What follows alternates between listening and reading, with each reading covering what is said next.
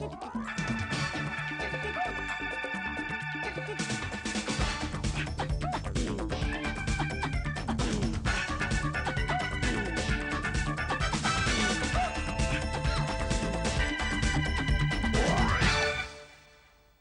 week we're at Eastridge Forest, just outside Shrewsbury, as the British season concludes with the National Championships. This venue has seen a couple of classic races over the last 2 years. In '93 it was a war of attrition, after all our top riders formed a breakaway group, which meant some of the best racing ever seen in Britain. Nice one, Tim. Come on, Gary.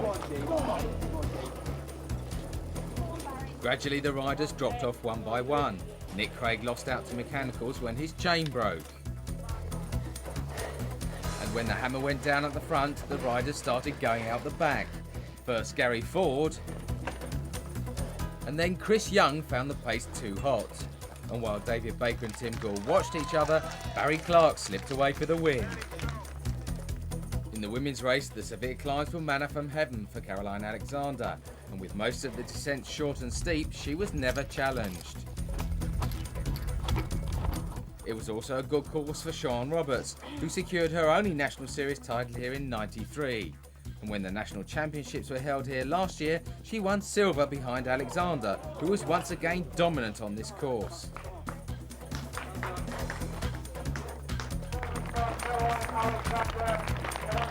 Angela Ward was last year's bronze medalist, while Deb Morell has found it hard going both times she's raced here.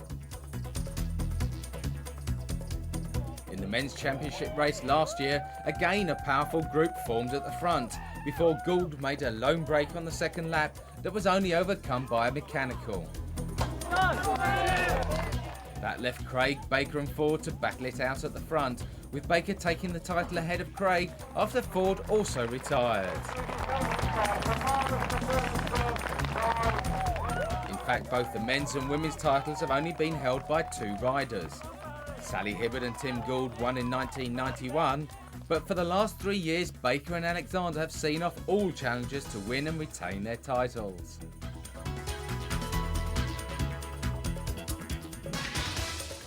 I'm not like treating it any different to any other race. Like obviously I want to win it, but at the end of the day if I don't, I don't, and there's nothing I can do as long as I've tried my best. And if everything goes well, then hopefully I'll retain the title. But I'm not going out thinking that like, yeah, it's another national champ or anything, it's just going to be another race. Physically I feel that I'm in very good shape. I've been training hard and I'm going well, but obviously mentally each year it gets harder because it is a long time since I've been beaten.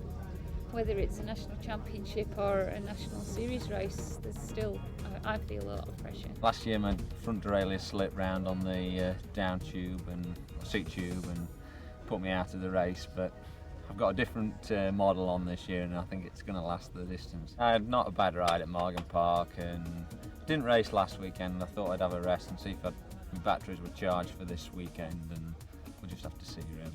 I've really worked hard in practice to clear all my thoughts of the problems I've had here in the past. It's a slightly different course as well, and I think the differences have made it much more my sort of course. But yeah, I mean I pulled out last year and I flew up the year before that, but I've forgotten about that and just get on and ride today. This is obviously a race that everyone here wants to win. We've been busy all year, so yeah, we've not raced here very often. Everyone's here today and everyone's going for it.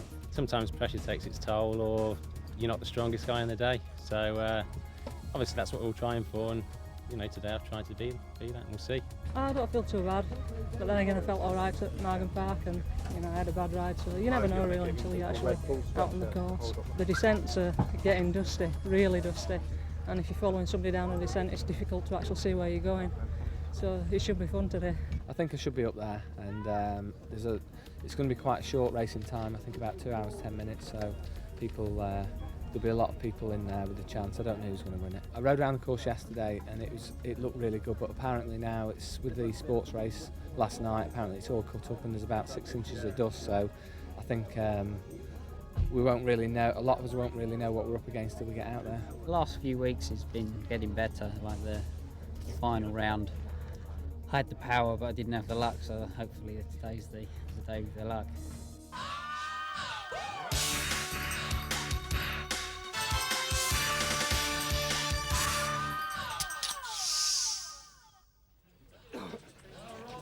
riders are tenser than usual as they line up on the start, and they'll all have checked out this new course a number of times.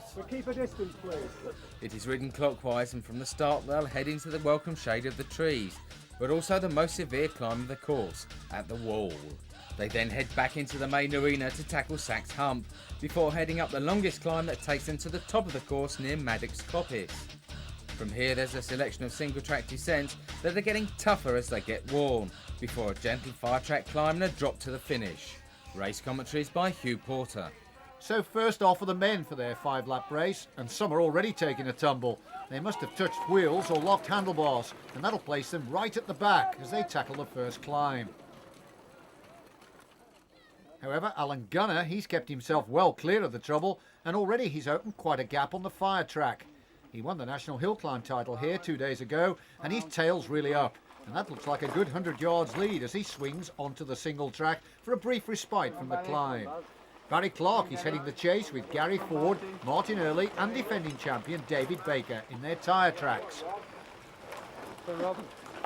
After the short single track, the riders face the steepest climb of the course, which is a little chainring job all the way, and Gunner's still in charge, but Clark appears to be closing the gap down.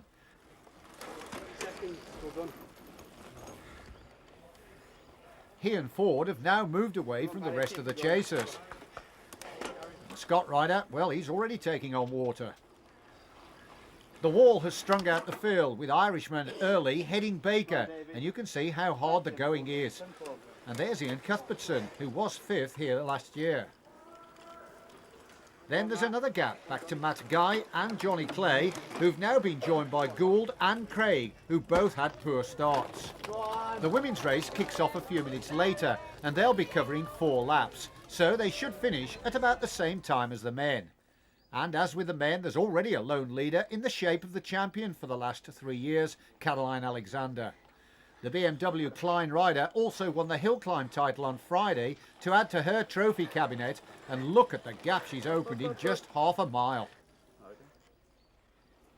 The rest of the field are mostly together, with once again Alison Windoss leading the chase ahead of last year's silver medalist Sean Roberts, with Louise Robinson and Deb Morell in close attendance.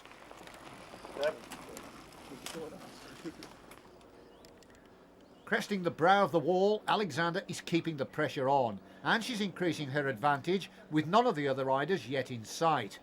Her game plan will no doubt have been to go from the gun and leave the rest to battle for silver, and it's already looking that way. Roberts has now moved into 2nd ahead of Windoss, and they've opened a slight gap over Morell and Robinson. You can hear all the gears being changed as the riders move to bigger chain rings for the descent into the main arena, which Alexander is already heading out of on her way up the main climb of the course.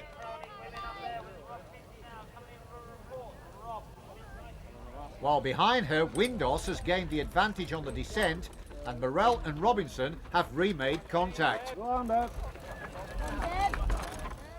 This climb is mostly in the shade of the trees, which will be a blessing for the riders since the temperature is in the high 20s, but they're exposed to a full blast of the sun once they turn onto the fire track that takes them to the summit. Alexander glances back, but she won't see the chasers. They're now splitting up, with the Yorkshire woman Morell taking up the reins as she passes Roberts, who's been struggling for form for most of the season. That duo have dropped Windoss, with Robinson looking out of sorts off her wheel. The men are approaching the end of their opening 6.5-mile lap, and first back into the main arena is Clark, who's now on his own, having caught and passed Gunner on the far side of the course.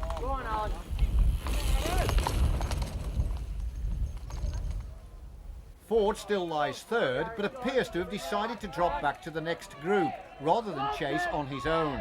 So he'll soon be joined by Baker, Gould and Craig, and that will be a very powerful group, who could not only close down Gunner and Clark, but could pull away from the rest of the field.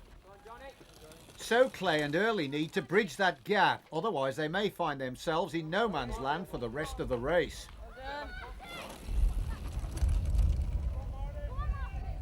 At the front though, Early's rally teammate looks happy to be on his own. Clark's form has been fragile since May, and last time out he also had chain problems which prevented him challenging in the National Series final.